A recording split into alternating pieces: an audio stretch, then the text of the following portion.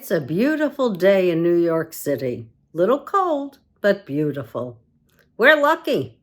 We're not experiencing the heat and the winds of Texas. Unfortunately, 800,000 acres have been burned in the Texas Panhandle, and more acres will be burned in Oklahoma and Nebraska. I pity the people.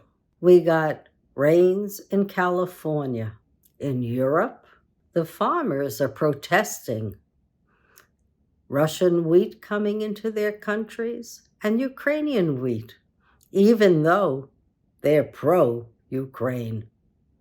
And it pays to be pro-Ukraine with nothing. And you got to admire the Ukrainians. You know, they're holding on, and yet they're so ingenious. They have shot down 6 bombers in 3 days. It's a miracle. They're disheartened over there. They need ammunition desperately. They need to be able to outflank the Russians because the Russians have unlimited manpower to send into their country, and Putin is not giving up. Makes me wonder, why does our Republican Congress want to give aid and comfort to Putin? I don't understand why, when we have a working democracy, they would want to go authoritarianism, because they worship at Putin's altar and also at Orban. They had Orban at CPAC. I can only wonder why. And the only thing I can come up with is they don't like moving forward. Nope. They're not happy with our free speech.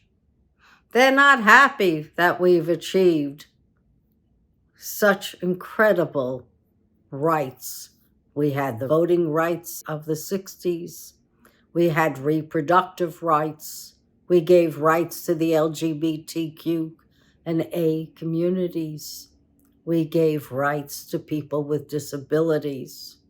And we tried to give rights to as many people as possible over the years from the 60s now. I guess it was too much for the conservatives. They just want to go back in time that doesn't even exist. We've opened Pandora's box, and the country wants to move forward.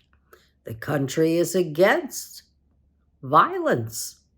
The country is against giving guns to anyone without concern of whether or not they've been domestic abusers.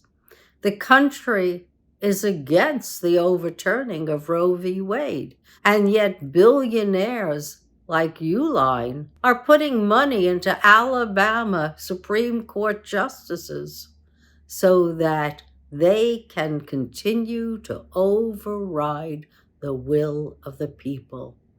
They want to consider embryos as people.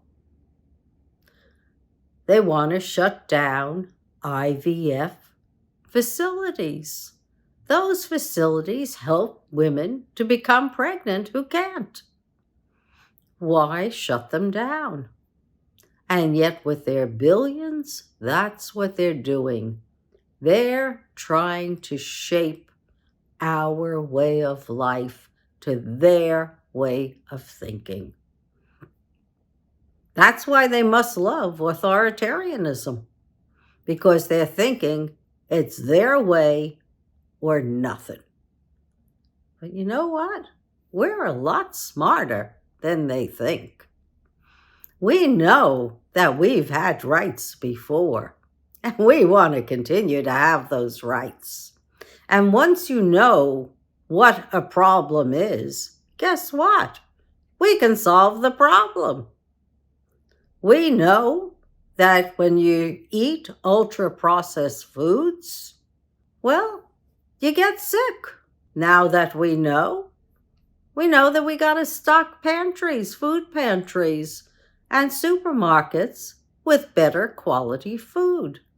I would think it would be more healthy, and people would love to have it. It's a no-brainer to me. Less ingredients, more health. Shelf life might be a little less, but you know what? I'd risk going shopping once a week or getting it delivered so that I can have healthy food for my family and better health for everyone. Same thing for the environment. I'd want to be able to concentrate on how do we get rid of pollution? Because if we get rid of pollution, we'll also get rid of the forest fires and the ultra rain that we're seeing and the overwarming of the planet. These are real problems. Instead, we've got a Republican Congress that wants to go back in time, wants to reward the fossil fuel industry, wants to reward corporations who, some of them don't even pay any taxes at all, and wants to worship at Putin's altar. I don't understand it. I'm for democracy. I'm for making a choice to make my life better. When I go to vote, I want to see that I've got folks there on the ballot who will help me make my life better and your life too. Because it's not just me. I don't just exist in a vacuum. I touch many people many times a day.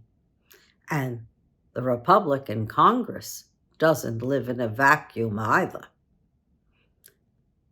They need to pass legislation for the security of our country. And by doing that, they help Israel, they help the Ukraine, and they help Taiwan. There's a way out to help Ukraine.